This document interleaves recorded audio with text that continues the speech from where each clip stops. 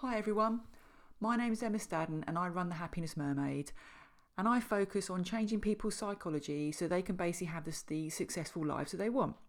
So today I'm going to talk to you about how to deal with mind blocks that hold you back in business. So when I'm talking about a mind block, I'm essentially talking about a mind monkey. I think that's probably the more common term. So essentially mind monkeys and money blocks are beliefs that we have in our minds that stop us from doing what we need to do to become successful. So there's 3 topics in this video, so it's broken down into 3 different parts. So first of all, how does the mind work? Second point is how a subconscious mind blocks created? And number 3, how do we change subconscious mind blocks? So they're the 3 topics there. Number 1, how the mind actually works. So these are kind of psychological basics. There are 2 parts to the mind, the conscious mind and the subconscious mind. Now both parts contain beliefs that we have about ourselves and others and the world. But the subconscious mind is incredibly powerful in comparison to the conscious mind. The subconscious mind controls approximately 95% of all of our feelings and our behaviours. Now, sometimes the conscious mind and the subconscious mind are in conflict, and that's because they want different things. So, for example, your conscious mind may want to run a business. You may want to put yourself out there. You might want to do Facebook Lives and write blogs and go to networking groups.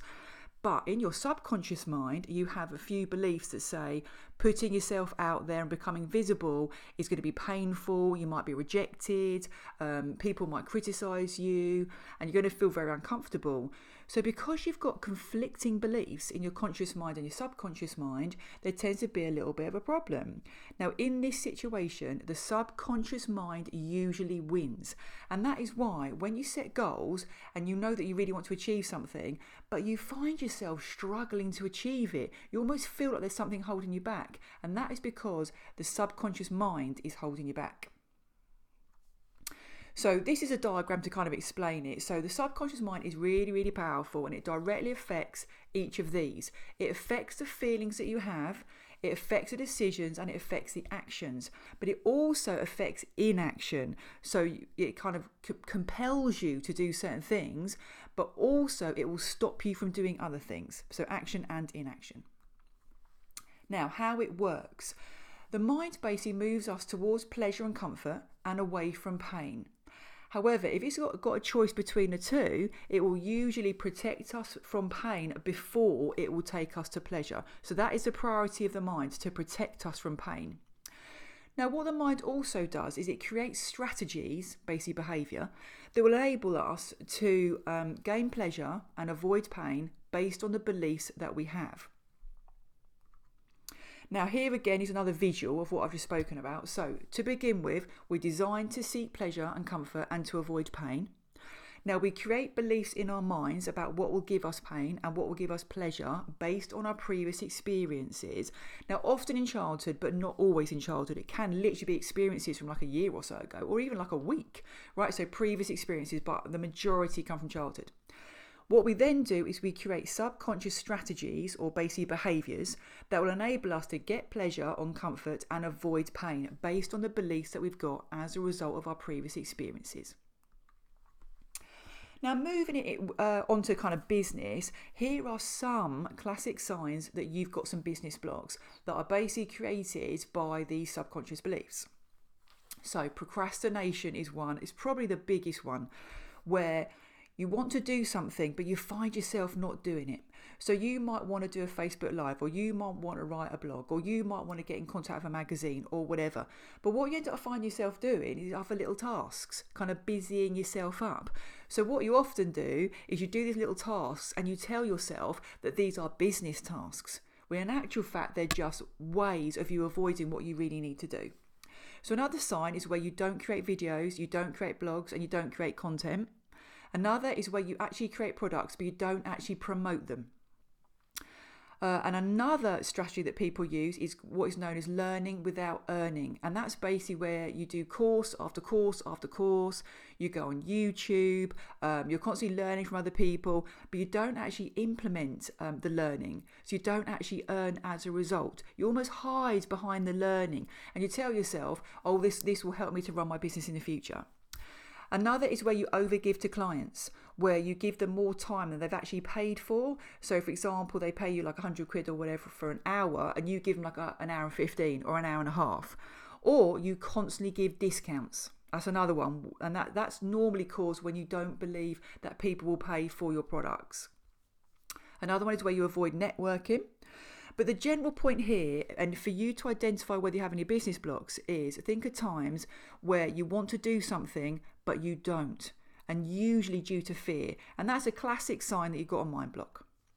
Right, here are some common blocking beliefs, aka mind monkeys. I'm not good enough. That's probably the most common. People won't pay my prices. People won't want what I have to offer. People won't like me. People will judge me negatively. No one wants to listen to what I have to say. I'll end up wasting my time. I won't get rewarded. Or people will criticize me. Or another one, fear of success, this one, I won't be able to cope if I get too many clients. So essentially, all of these are really associated with pain.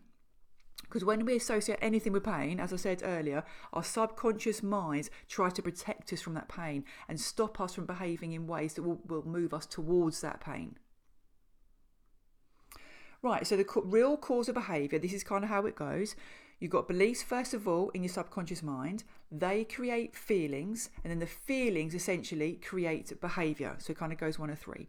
So if I look at the beliefs here, if people have the belief I look weird on camera, or people think people will criticise me if I post online, that'll often create that feeling of fear when you kind of think about doing certain things like creating videos or posting. Then the behaviour is procrastination, so doing other little things to kind of busy yourself up rather than what you need to do. And you'll end up doing things like you'll write a blog rather than create a video if you've got the belief I look weird on camera. So next, I've got a couple of examples here of the business strategies that people will create in relation to the beliefs that they have. So I've got a few examples here. So first of all, you could have a belief, I'm scared people will judge me negatively. Subconscious strategy would be no Facebook Lives or not putting yourself out there at all. Second one, I need to be liked by others. A strategy you could use or just naturally use, you'll say yes to every client, irrespective of who they are, irrespective whether they're an ideal client. And sometimes you'll say yes to clients who are giving you too much hassle, but you just can't say no. So this is often associated with people pleasing. And then the final one here, if you've got the belief I'm not good enough. So common strategies associated with feeling like I'm not good enough. You won't charge enough for your services and your products. You might not promote your business because you're worried that people might find out that you're not good enough, or that's what you believe. Or as I mentioned earlier, that you'll give extra services or goods for free when you kind of shouldn't be. Now, I've put here that doesn't include opt-ins. So when you've got an opt-in, when you have a page on your website where you give away something free in exchange for an email address, that's completely normal and good business practice. So when I say that you give extra services or goods for free, I'm not talking about opt-ins. I'm just talking about when they've paid for a service and you end up kind of giving them extra for kind of no reason, except you feel that discomfort at only giving them what they paid for. So, second area that I wanted to cover here is how are subconscious mind blocks actually created. So 3-step process in terms of how they're created. Number 1, you experience something when you're younger. Now, it doesn't even have to be really big. It can be like a really small experience. So say, for example, a kid goes to their parents and says, I'd really like some sweets right now. And their parents say, I'm not buying you any sweets. They start shouting at the kid and say, you shouldn't be having the sweets. It's really greedy. I haven't got time for this. Go and play in the garden. And they use a fairly dismissive tone. So it's quite a small event, to be honest. Now, what will happen, possibly, is step 2. In that moment, that child will create a belief or make a decision about themselves, others, or the world. So this belief or this interpretation is really important. So the example I gave you, the child could or could not, but could interpret that as I don't matter, I'm not important. If you ask for things, people will shout at you and therefore I'll experience some form of psychological pain. So hopefully you can see already that these beliefs are created as a result of experiences, whether they're small experiences or large experiences. Step number three to this is that belief or decision stays in that person's subconscious mind and affects how they feel and behave as an adult. So there's a 3-step process to this of how these blocks are created. One, an experience, first of all, when someone's younger. And when I say younger, that could also be like a year ago or even 6 months ago or even a week ago, right? So it doesn't have to be in childhood. Step 2, in that moment, an individual creates a belief or makes a decision about themselves or others and the world. And number 3, that belief or decision rattles around in their subconscious mind and affects how they feel and therefore behaves as an adult, all kind of later on. So I've now got another visual just to explain or just to demonstrate or illustrate what I've just said. So first of all, there are experiences which turn into memories. Step 2, conclusions or beliefs are created as a result of that experience. And then number 3, subconscious strategies or behaviours, like I mentioned earlier, are created to either seek pleasure and comfort or avoid pain based on the conclusions and the beliefs that were created in that moment. So let's give you an example that could be related to business and visibility. So experience, first of all, your mum shouts at you for saying the wrong thing at a family party.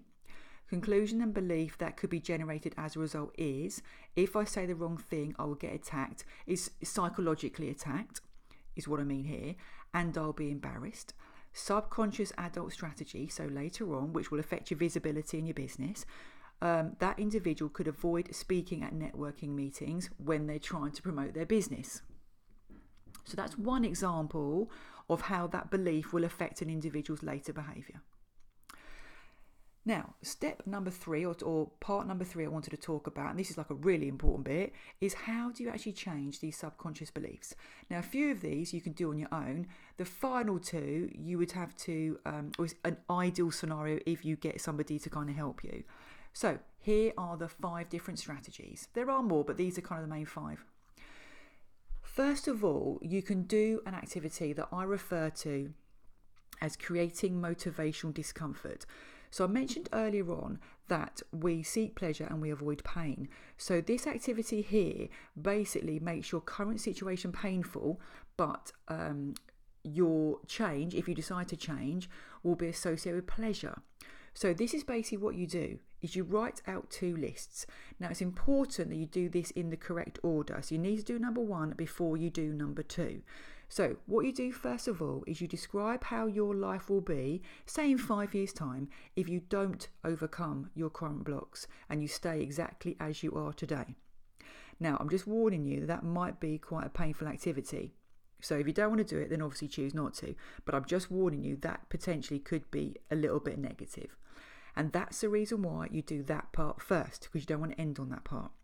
Now, the second part to this, second thing you have to do is describe how your life will be if you do overcome these current blocks and take the action you need to take to create the success that you want.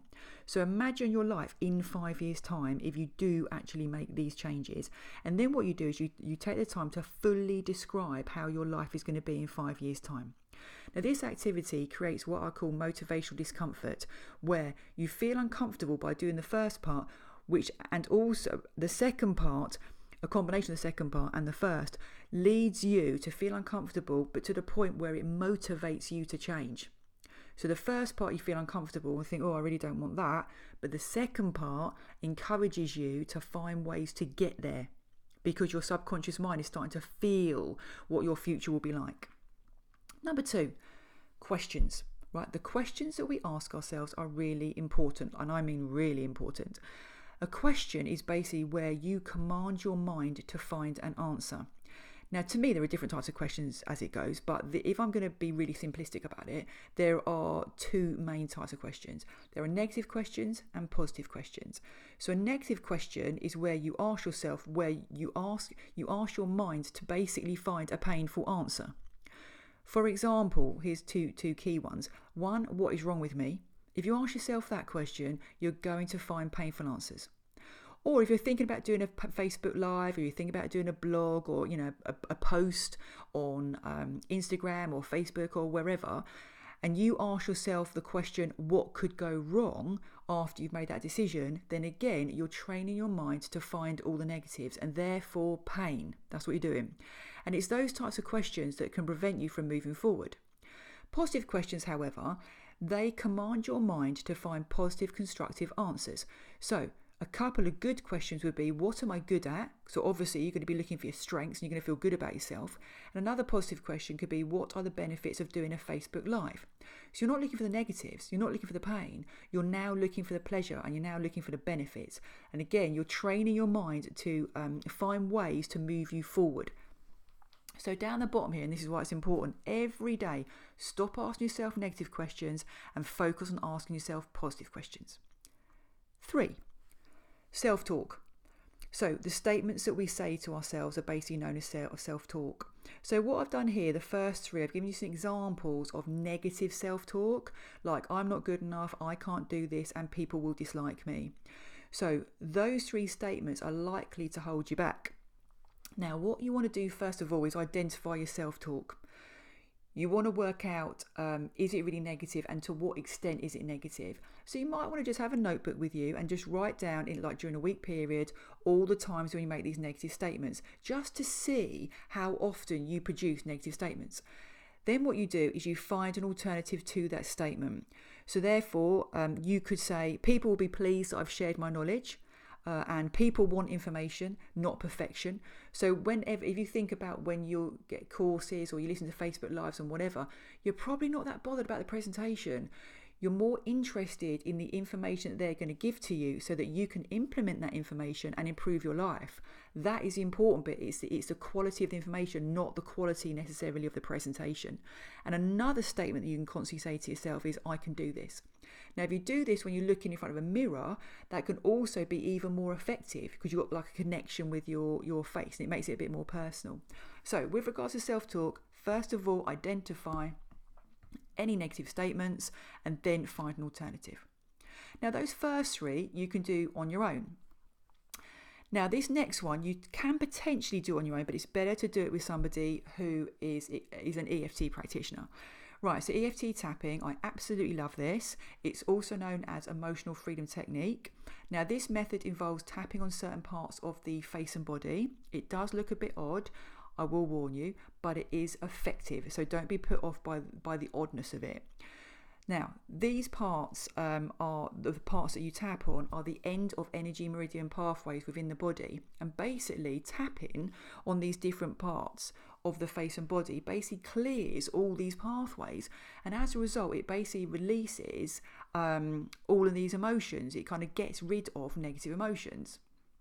Now, there are a few benefits to EFT, 3 things that it kind of does, 2 in particular actually. First of all, it reduces emotional stress and anxiety, often within minutes. So if you learn how to do it, you potentially can do it when you're feeling stressed. So if you're feeling stressed about publishing a post or walking into a networking meeting or doing a Facebook Live or whatever, you're getting stressed about what you're about to do, you can basically just nip into the toilets. Or if you're obviously at home, you just literally tap on your face and body, these different parts, and it will reduce this stress and anxiety and allow you to move forward. What it also does is it changes limiting beliefs. So you might have the I'm not good enough or I can't do this. If you tap on these parts and also say certain statements, these limiting beliefs just start to clear themselves. Now, if you work with an EFT practitioner, they have the ability to install these positive ones. So you take out the limiting beliefs and you basically install these positive ones. So you change the person's feelings and then you change their actions. So it's really impressive. It is really good. But as I said, it does look a bit odd, but it is effective. So don't be put off by that. But another benefit is that clients themselves can actually use it. So as an EFT practitioner, I can teach clients how to use EFT, how to tap, give them like a basic structure and stuff, and then they can do it on their own. And that's what you can do. It literally takes you a couple of minutes once you get the hang of it and once you know how to do it. Now, another method I think is really effective in terms of getting rid of subconscious mind blocks and helping people to move forward is something known as RTT. It's rapid transformational therapy, and it basically involves hypnosis. and a recording that you listen to for 21 days. Now, a key part of the session involves instructing the subconscious mind to do what the person actually wants. So you create, as a practitioner or a therapist, you create a recording for that individual, and you basically tell that person's subconscious mind, you love to do this, etc., etc. But what you also do as part of the recording and the session is you tell their subconscious mind that it's safe to let go of any mind blocks. So again, it's a very powerful technique, but you would need to have a therapist or a practitioner to do this with. And often it only needs between 1 and 4 sessions. It doesn't actually need that many sessions. And that's because it's called, rapid transformational therapy, but it's very effective. Anyway, they're my 5 tips on how you can start to change your subconscious mind, get rid of or start to clear those mind monkeys and those limiting beliefs, so that you then start taking the actions you need to create a successful business. Now, finally, if you want to contact me about anything I've spoken about in this video, or you want to talk about what I do in any shape or form, then just pop over to my website, www.thehappinessmermaid.com, or alternatively, email me at emma@thehappinessmermaid.com. Well, I hope you've enjoyed this video. Bye now.